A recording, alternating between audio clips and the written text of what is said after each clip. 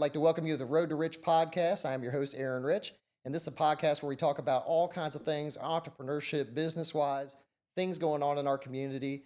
And the person that I have that we're talking to today is a great guest, and I'm very excited to talk to you today, man. Robbie Hughes has over 30 years of experience as a realtor, and for, I guess, about 20 years of that, you've served on code enforcement boards as well as planning boards for the city and for the county. Yep. You've served as chair of the Bay Education Foundation, so you're heavily involved with the community in different aspects. And then you've also been recently elected as Ward 1 Commissioner for Panama City. So, man, you got a lot going on. Yes, sir. One, thanks for having me. Of course, yeah. I do have a lot going on, and it's, I went to home and thought about running, and so said, let's talk about this with my girlfriend. And she said, let me get this straight. Our kids were back in the house. It took 6 years for me to get back in my house from Hurricane Michael. 4 years, 9 months, and 27 days to get my insurance claim done. But who's counting? Who's counting? And our kids are grown and gone, and we're empty nesters. She said, and that sounds like a good idea. And I said, yeah. She said, yeah, chaos is what you live in. I said, okay. But you need more on that plate, I need man. all of it there. At the end of the day, Aaron, I have a hole in my soul that is filled with service. Yeah. And early in my real estate career, a guy asked me if I wanted to be on this board.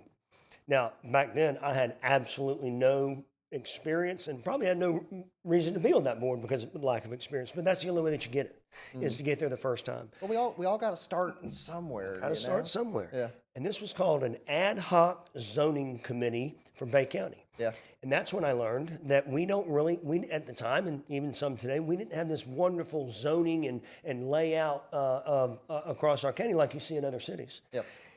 And so that interested me to see how can I help, or what part can I play in sitting on these community boards. And they started as community boards and then ultimately moved into governmental boards. And when I say governmental boards, a planning board, a code enforcement board, any board that is associated with a commission is a recommendation board only that that commission, whether it be a county or a city, finalizes that decision.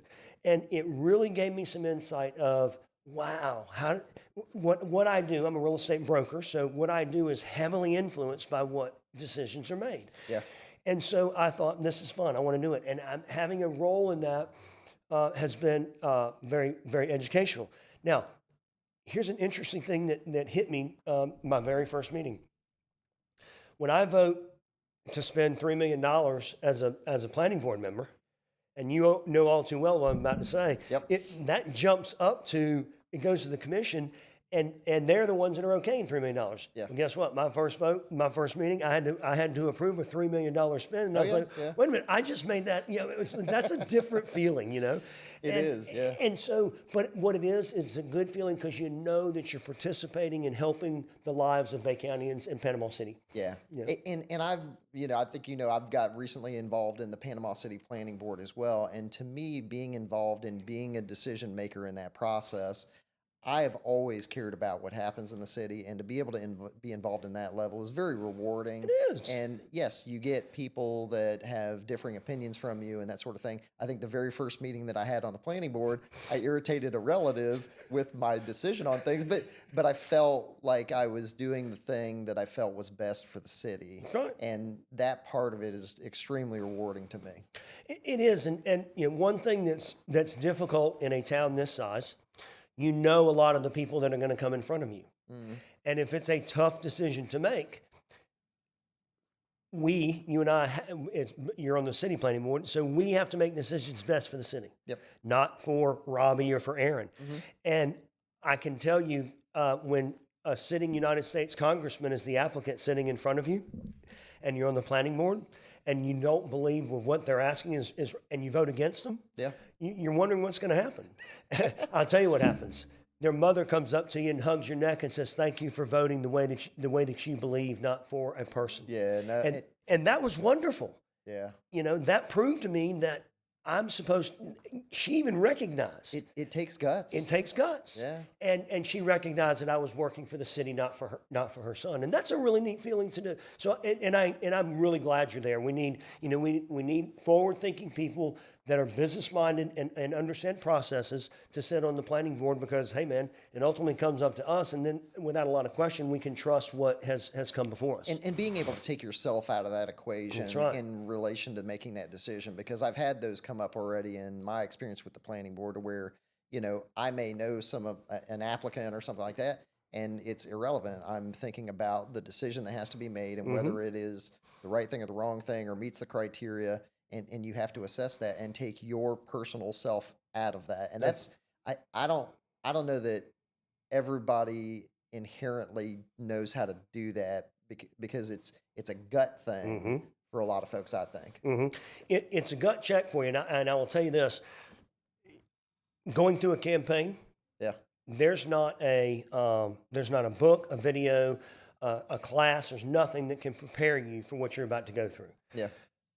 However, it solidifies that the gut check that you're making at any level of a board, it 100% makes it real because of what you're getting ready to do. Yeah, I can and see that. that. That gut check makes you realize who you really are, Yeah. what you really stand for, what your convictions are. Yeah. And it makes it easier for me, at least so far, and I've only had 3 commission meetings, it makes it easier for me to sit up there and know that the decision I'm making is right because I got way more in tune with myself. Yeah. You know? Well, and that process galvanizes you to your beliefs It that does. you do because you have to get out there and speak about it and tell people those things. And Yeah.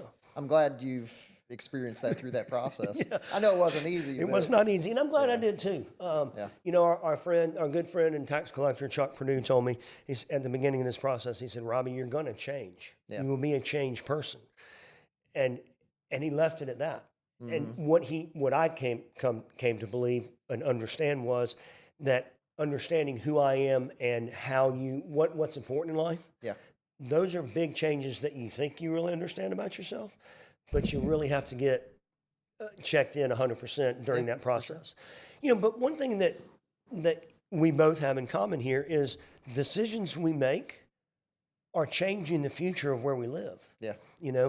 And whether it's huge or small, that doesn't matter. Yeah. The fact that I get to participate in my children's future, my quality of life, your quality of life, and hopefully all of those are improvements. And that's at whatever level. That's been, I can't tell you enough how much it makes me feel as an individual. And there's no personal gain. It's just, wow, it's so cool to be part of this process. Yeah. And I will fight for whatever I believe is right. I encourage people in Ward 1 to come talk to me and reach out to me about what they need and what they think they see that needs to happen. Obviously, I'm one vote. It takes 3, and we can't change the world in one day. Yeah. A guy told me a long time ago, he said, think about changing government in this way, turning a locomotive on a 90-degree angle. That's about how long it takes to change government. And boy, if that's not a true statement. It is definitely a process, but you hit on something that I really think was an accurate thing to say. And we're at a critical point in our history as a city, and getting the right people in those positions to make those decisions is absolutely essential, man. We're at such a critical point today with the evolution of where we've gone from the hurricane to where we're at now. There's so many positive things happening. If we don't get the right people in those positions, man, it could set us back for generations, man. And I'll agree with that. And I'll give you a good example. If you remember back when Jerry Clemens lost to Lauren DeGeorge as mayor. I do. And she was not a big advocate for development downtown. And at the time, there were 3 development orders to build condominiums downtown. You know how long ago that was? That was 20 years ago. When 20 years ago, when she single-handedly stopped downtown development, it took that long to get it back to downtown. Yeah. So when you say we're at a critical stage, 100% we're at a critical stage because, and I'll use the Panama City Marina as an example. There's a lot of projects going on in Bay County, in Panama City, and I don't think there's anyone out there, any project out there that's more important than that one, and here's why. What's the number one resource that we have in Bay County? It's the water. What's the number one resource we have in Panama City? It's the bay. Yeah. And what the downtown marina property gives us is unfettered access to the bay, a quality of life that could be over the top. And there sits our dead marina. And so I would argue that's the most important property of the entire city. 100%. Yeah. And that's why we have to get this right. Yeah. And so here we are 7 years later, and just this past Monday, we started with the process of discussing how to move forward with a lease with a local group of developers that are currently in a similar lease with the city on rebuilding the St. Andrews Marina. That's called SAMP, and they named this company CMP. Having the right people do the work to help rebuild our best asset is almost equally as important as it is the right people making the decisions. Yep. Because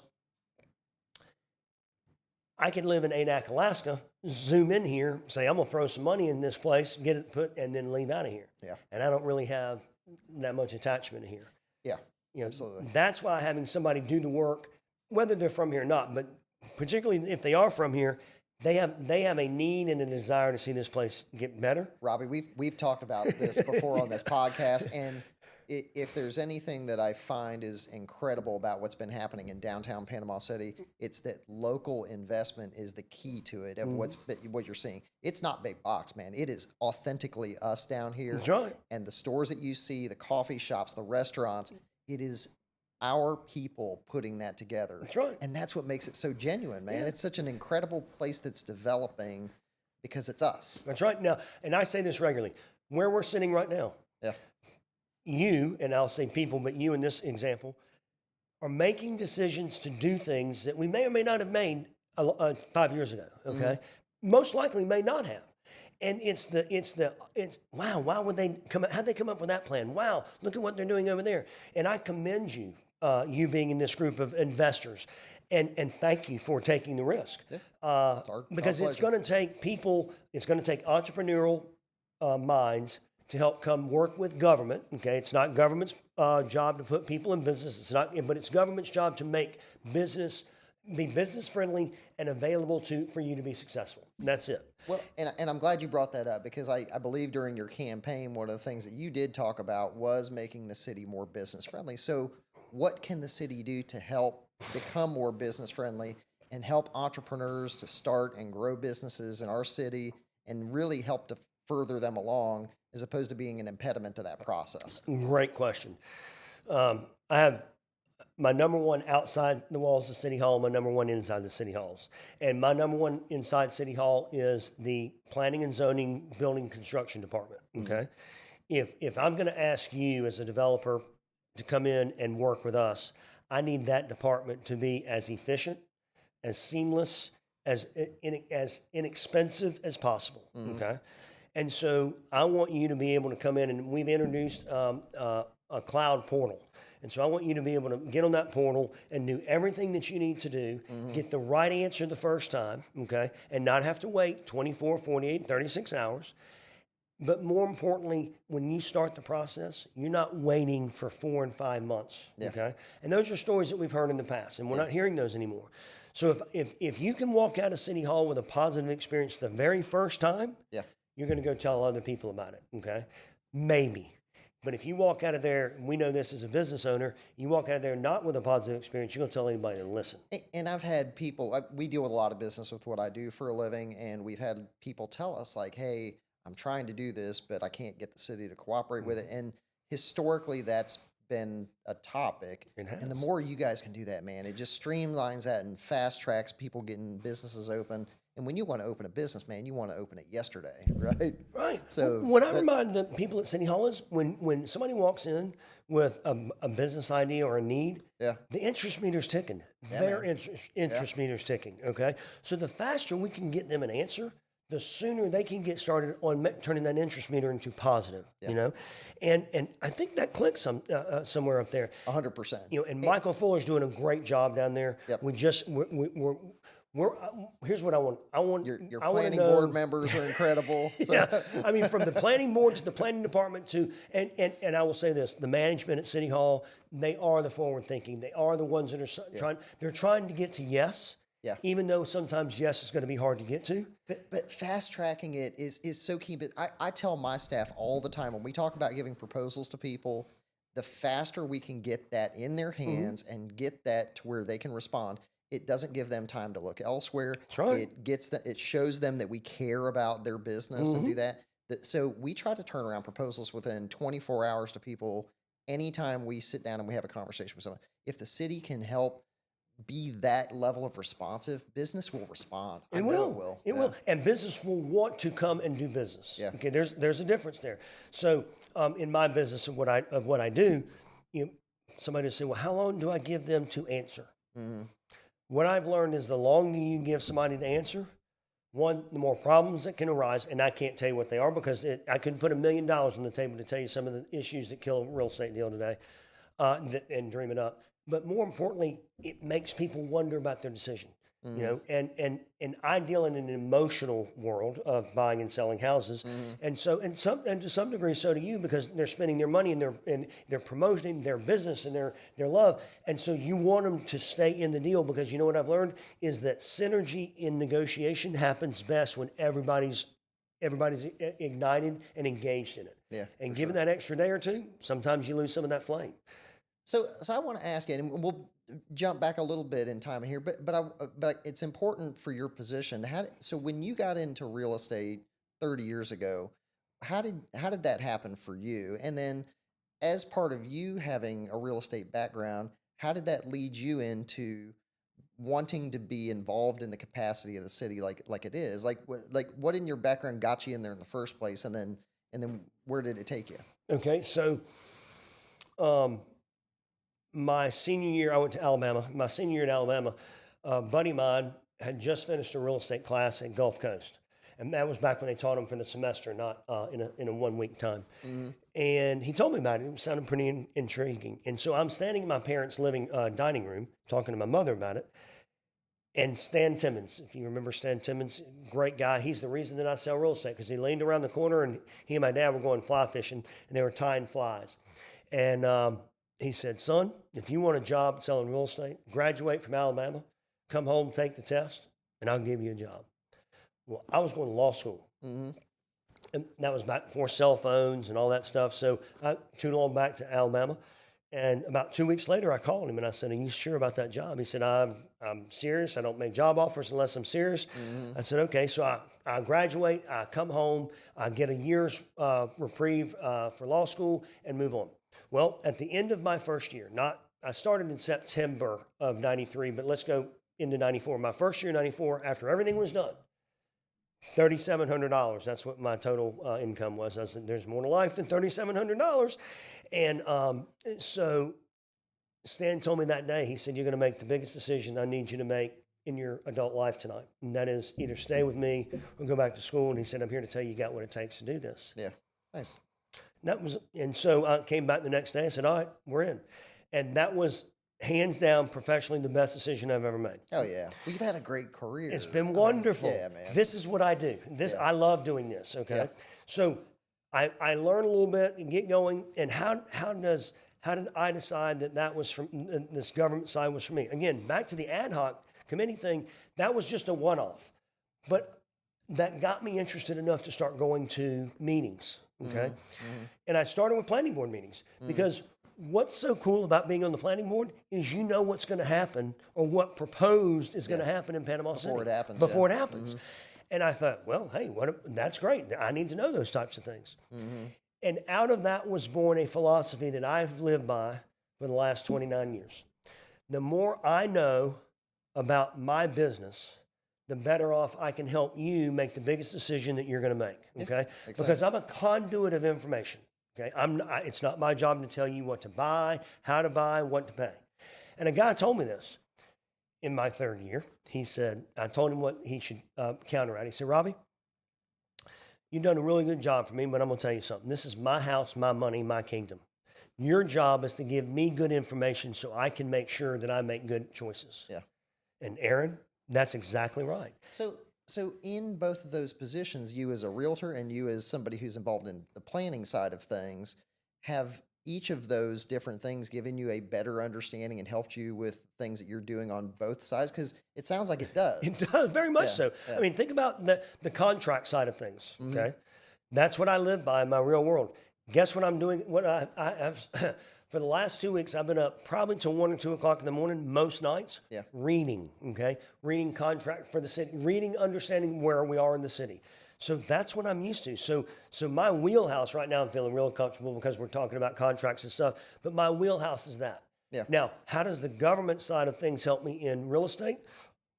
Well, being involved in the planning board, being involved now on the commission, I see the need for what we do in the government side to help the private business.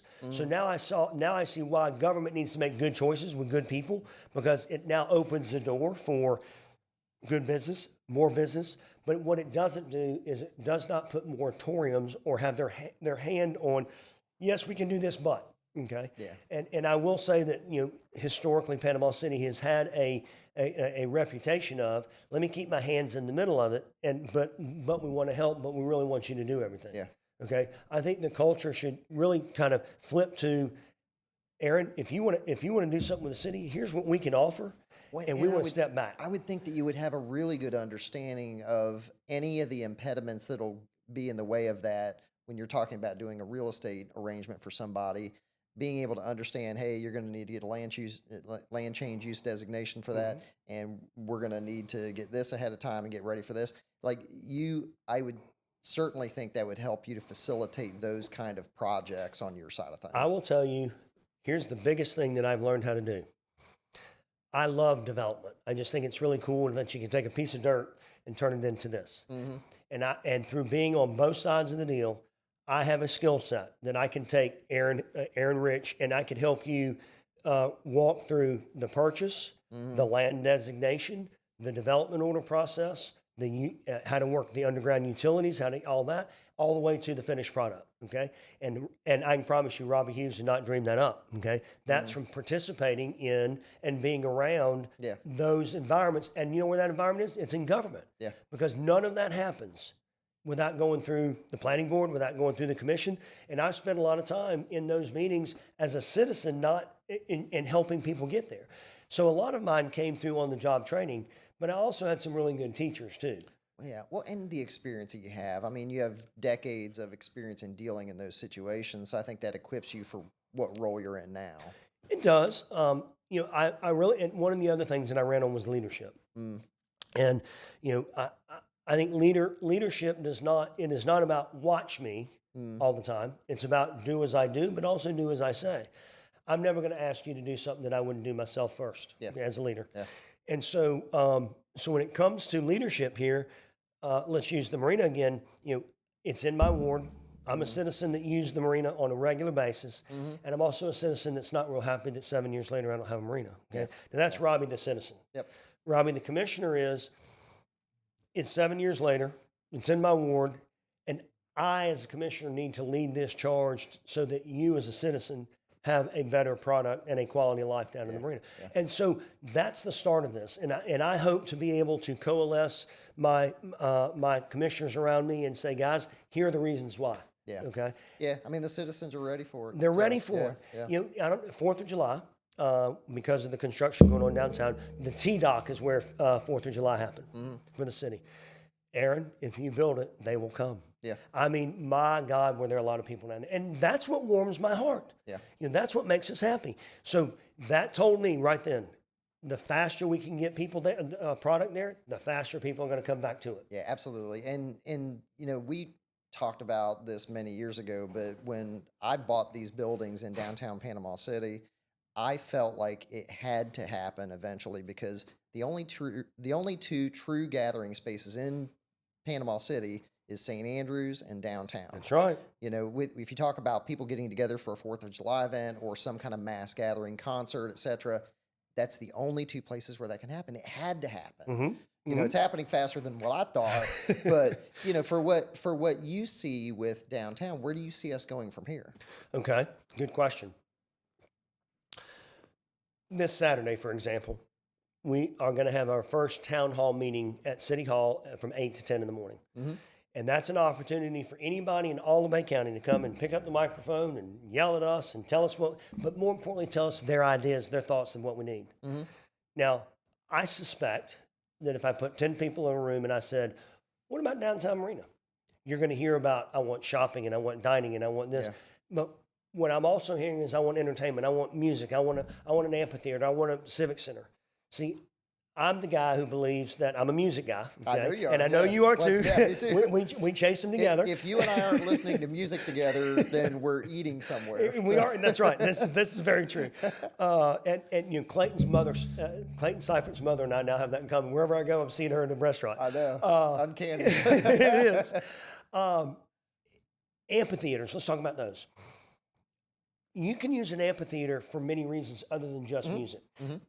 The best part about an amphitheater outside of the music is the huge green space that it offers you on a full-time basis. Yeah. So if you take where the Civic Center was and create a multi-use building of sorts, the back of the lawn, the front of it on Harrison Avenue can be commercial. Yeah. The backside's up against a backdrop of the bay and the sun, and I mean, how many bands wouldn't want to come to Panama City and play that? Absolutely, man. With the sun setting in the background, that's right. Man. Yeah, you can't beat that. And so on a Tuesday afternoon, mom takes her daughter and the dog for a walk down there, and they hang out in the green space. But it's also set up for if you need some food trucks, if you're going to have another type of event. Yeah. So that entire area where the Civic Center was can be activated.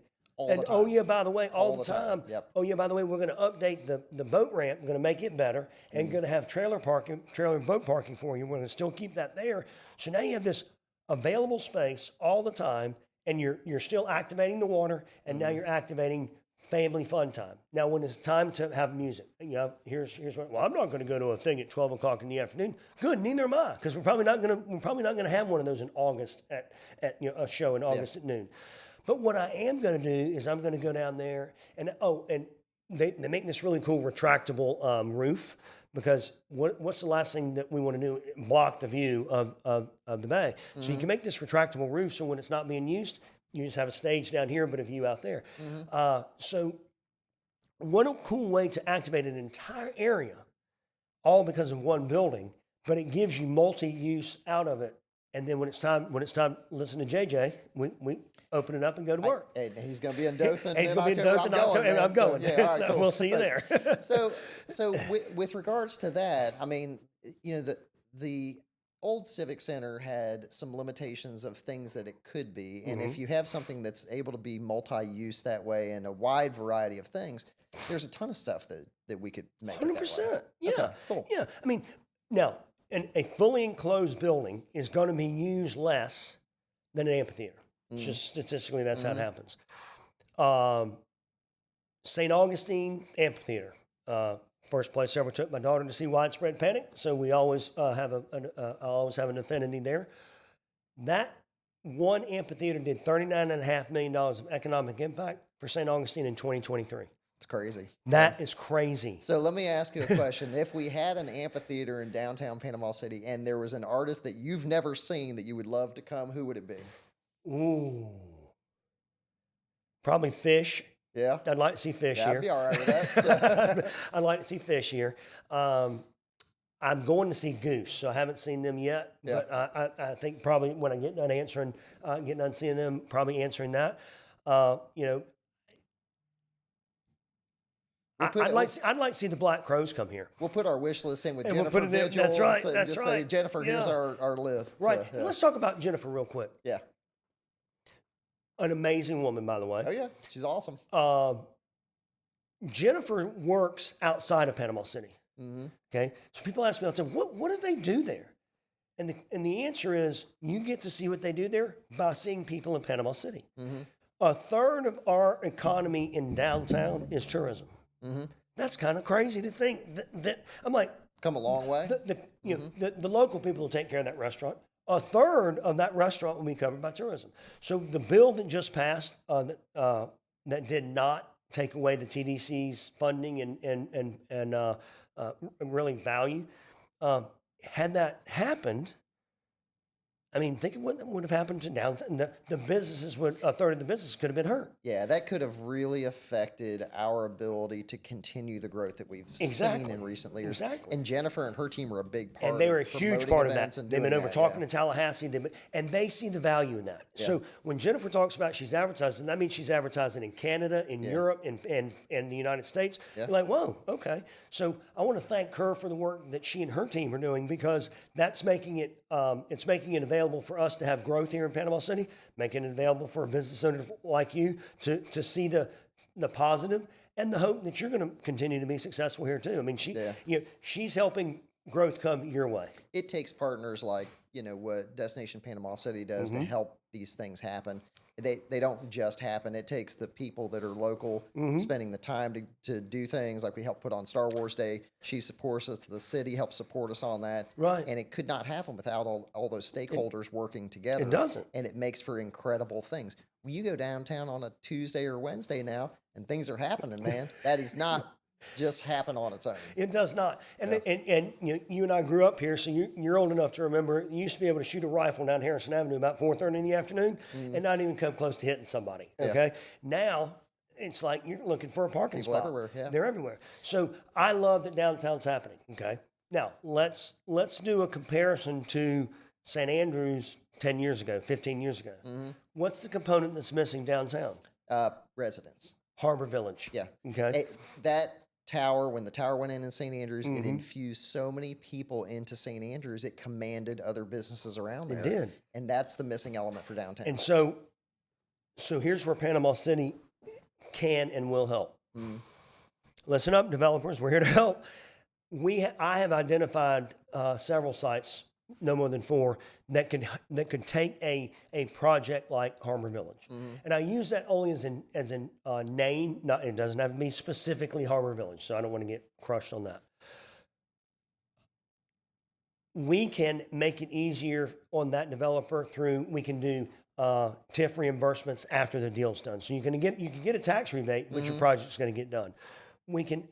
You're in a downtown district where the overlay is already there, and so the development side is very easy. But we can also give you ways to increase your density or increase your height if you needed to. I'm not a big height guy, but a density. So we can be an advocate or a partner in your development to make it more plausible, but not overdo it. Okay. And then we can be a partner with you to come into downtown. Now, one of the things that I believe in is, Panama City, unfortunately, is the largest owner of real estate of any city in the state of Florida. Really? Okay. Wow. Okay, let me say that again. Huh. We own more real estate than any city in the state of Florida. That's crazy. Wow. Like 384 pieces of it. Wow. Now, some of City Hall's a piece, but there is a lot of excess real estate that we don't need. Yeah. Yeah. Now, depending on where it is, we can take that and move it over. You're a developer. Hey, what about this site? We've got this site, and here's what we are willing to do. That's kind of what we're doing with the marina.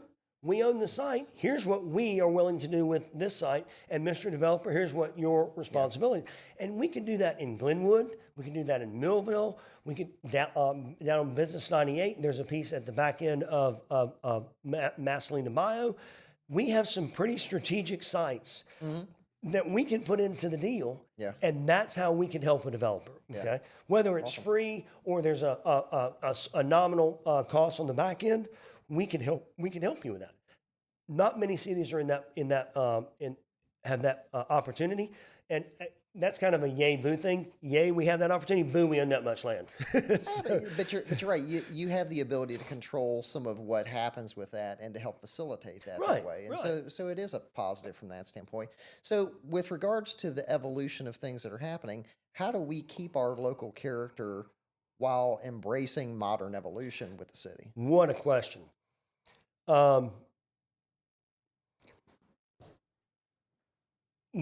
How do we keep our character? What we don't do is and it starts with you guys at the planning board. What we don't do is say a big, tall, gray, monolithic slab going vertical is okay. All right. What we do say is, hey, that's a good idea. Can you come down in height? Can you dress up the outside? And here's some ideas. Make it look like it's been here forever. Okay, we don't need to be 125 feet in the air. We don't really need to. Maybe in about 3 spots downtown. We can be small, quaint, 4 stories tall. Let's make it look old. Let's make it look fun. Okay, so that's the first start. Now, what that is also more expensive to build that way. Yeah. And I understand that. So we can give some credits back to the developer for asking for that. And again, we can put into the deal, we'll give you, we need some parking. I tell you what, you go up, you build 2 stories of parking, we'll give you the first floor and the dirt for free. Okay, so now they have the cash to be able to go in and infuse into making it look old. I don't want big box mentality coming into downtown and trying to spread it out. And what do we need? We are a food desert in the downtown Glenwood Cove area, Garden Club area. So we need a grocery store. Yeah. I've got a few sites, but not all grocery stores need to be Publix up on 23rd Street with a parking lot that's 5 blocks wide. They have urbanism grocery stores. So we want to bring those guys in because you know what they do? They also have really good ideas on how to come into an area like ours and blend right in. Yeah. Okay? Yeah. And we want somebody to blend in, but we also want to be your partner. Yeah. And we need to make it easier for them by not being overregulated and letting them bring us ideas that we can be okay with. Yeah. Remember, just because you dream it up does not make it a bad idea. Okay? Just because we haven't thought about it doesn't make it a bad idea. But I promise you, we can come to yes somewhere in between. Yeah. And that's how I think we work together open and honestly with the public and with the developer to make it not stay the way it is, but progress with the same type of theme. And I know that you guys have recently, with the new elections and the new folks coming in, have really tried to embrace getting more feedback from the citizens, right? And so what are the best ways for citizens to get involved in what the city's doing? Thank you for asking. We live in the world of email. Real quick side note. In my career, I've never had an HR department. I've never worked in the corporate world. I've never none of that. So like the first 3 days that I was there was all these emails. And I walked in the office and said, guys, if y'all need, feel free to skip me on every other email because, it is insane. But the best way to get in touch with us is email, okay? Mine's rhughes@panamacity.gov. Every commissioner looks at email all day long. Now, that's the first step. But in order, if you want to be involved with us, right now we have the second and fourth Tuesdays, we have our commission meetings. As a matter of fact, yesterday we just changed it. The second commission meeting of each month will be at 5:30 instead of 4. We'll try to allow people to get off work, come and participate. Virtual meetings. We just had our second one this past Monday. So every other week, we're going to have a commission-only virtual meeting where we don't vote. But here's what we're doing, and this is what I like so much about it. All the topics are topics that we have not talked about at the dais, that we're thinking about coming to the commission, and that we're going to talk about now. So the public now has an opportunity to listen to what we're thinking about for the future. That's called transparency. And also then email us, find us, talk to us, or go to City Hall and talk about it. Ask questions ahead of time. Rather than show up at the dais and say, all right, folks, here's what we're going to do. Yeah. And to me, that's been one of the biggest angsts that the citizen has here, at least it is for me. Here's what I heard. All I want to know, Robbie, is what's going on with my government. Yeah, Tell me what's happening. There's been so many times where we've had an agenda item come up on the planning board and somebody might get up and they might say 2 words about the project and then there's a million questions. The people that can get up there and articulate all of the details and anticipate the things that people are going to want to know. Yeah. I've had things that have gone on the agenda where I'm like, man, we're going to be here for an hour and a half talking about this one. Somebody gets up and they articulate very, very eloquently all of the things and the considerations, the things that they've thought about. And then there's no follow-on questions. And people want to know, and they want, the better we can anticipate those things, I think we can answer those ahead of time. Right. And if you give them that opportunity up front, you've empowered them because they want to know and they want to be heard. Those are the 2 things that I really took off the campaign trail. So if I'm going to give you the opportunity to have more voice, please come and take it. Yeah. And then again, this Saturday. Now, it started off with that every other month we were going to do a town hall. Now through December, every month we're doing a town hall. Okay. And it's going to be at City Hall in the Rotunda this Saturday from 8 to 10. and that's an opportunity to come talk. So since this current commission has been installed, we've given you two new ways to come and listen and or voice your opinion, additional to and the learn commission about meetings, what's going on in the commission world. Yeah. And I'll give you a good example. I would encourage the public, if you are concerned at all about traffic impact fees. Tomorrow from 4 to 7 at the Government Center on 11th Street is a workshop. It's about traffic impact fees. That's a really big topic. Yeah, it is. And when I was a citizen, I'm still a citizen, but when I was an elected official, that topic got almost to the commission to read on a second reading, and it would have been law now. Nobody knew about it. Now I'm not blaming anybody at City Hall. I'm just saying that happened. Okay. Yeah. That can't happen anymore. Okay. Yeah. I want to make sure that Aaron Rich knows if there's something important that you're going to know about it. Now, from this commissioner, I can promise you this. It ahead of it getting to a point where it's at a commission. I'm going to make sure that people know, but I'm going to personally go out if there's an issue that deals with social media and some rule that we're going to I'm going to come seek you out. Yeah. Before the vote happens, I want you to know about it, but more importantly, I need you to tell me. I don't know everything about everything. Okay. And that's another way we empower our citizens is, look, there's a lot of smart people out there, way smarter than me. Yeah. And I need to hear from them as much as I hope they would like to hear from me. Okay. Yeah. Notice the difference. I need them more than they need me. Well, and to hear those questions before they come up in a commission meeting. And Commissioner Granger is my commissioner where I live at, and he does a great job of having regular, meetings where if a topic's coming up, he'll have a meeting where we can all go ask him questions and get the actual information about it prior to it getting on the commission agenda item.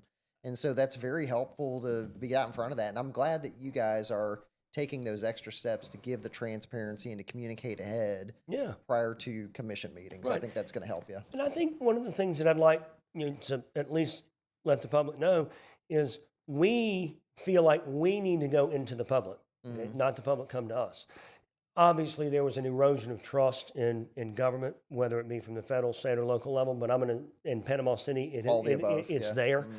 And one of the ways that I believe that we can help restore some of that trust is let's go to you guys. Let's let the government come to us and listen. Okay, listening is the big deal. And I think far too long I've heard from people, my voice doesn't matter. And I'm here to tell you, your voice matters. Every vote counts. I know that because I won by a slim margin. But your voice is very, very important. And I will say this, having been on the boards that I've been on, I've watched on 3 occasions that the voice of the neighborhood, the voice of the citizens as a group, it won over the boards. Yeah.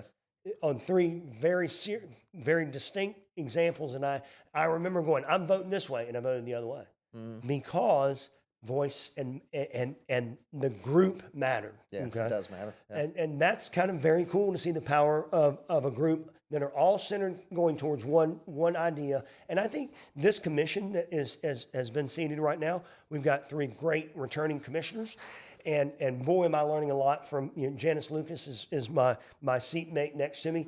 And my mother gave her permission that if I'm moving too much around to pinch me or stand on my foot and get me to stand still. But just loads of knowledge, and all I got to do is ask and I can learn. So, but I believe that we're all like-minded enough and forward-thinking enough that given the right opportunity and the right circumstances, I think this next 4 years can be pretty good. Yeah, I think you guys are all going to work well together. I know each of you on a different level, and I'm glad that we have the kind of people in place that we do. Me too. Me too. So what kind of legacy do you hope to leave as a commissioner? Oh, wow. Let me say one thing before I answer that question. One of the things, and you and I both served on the May Education Foundation together, and I never knew a lot about grants until then. And grants make the world go round, okay? And I never knew the power of having somebody to be able to write those grants and bring them into you. And one of the biggest things that I hear from people is, I want my roads done, I want my roads done. And that's going to be that's the most expensive, longest process to get through. And I want people to know that we are working hard. Commissioner Granger would give you an amen on that. Yes, he would. And I want people to know that we're working really hard to figure out how to put a grant system in place, or at least I am, that we will have people proactively working towards getting money for us to put towards grants and put towards the roads, okay? That'd be great. So I want people to know that that's from something that I learned that has nothing to do with government. Now I understand that has everything to do with government, and that's grants. And so if you have an idea, if the public has an idea of something that they see that could be a public purpose that can be enhanced by grants, please come to me. I want to know more about it. Okay, cool. so that's that. My legacy. Well, it's kind of early to maybe wish that, but mine is that when it's done, is there something tangible that you want to say? I helped to get this accomplished. the marina. Yeah, The marina. Cool. And it's not because it's so big. It's because it's what I use as a kid. It's what I use as an adult with my children. Yeah. There's some family part of that to me. Yeah. But at the end of the day, it's a resource that you don't have to be rich or poor, tall or white, black or white. It doesn't matter who or what you are. Yeah. That's a resource that anybody can go have sure for is. free. Yeah. And there it is. And I want to make sure that, and people to understand, at no time are we ever going to take away the water access. And if I can leave the water to those that come after us for free and have the benefit that it's had on my life, that's what I'm after. Cool. I want to make sure that Panama City is there. I know y'all will get it right. I have confidence in you guys. Well, to do thank that. you. And I know you're going to be extremely thoughtful, and all of you will, about what happens at that property. So I look forward to seeing that. Yeah. So we'll close up with one more question. What's something about the city that most people don't know that they should know? Most people don't know that they should know.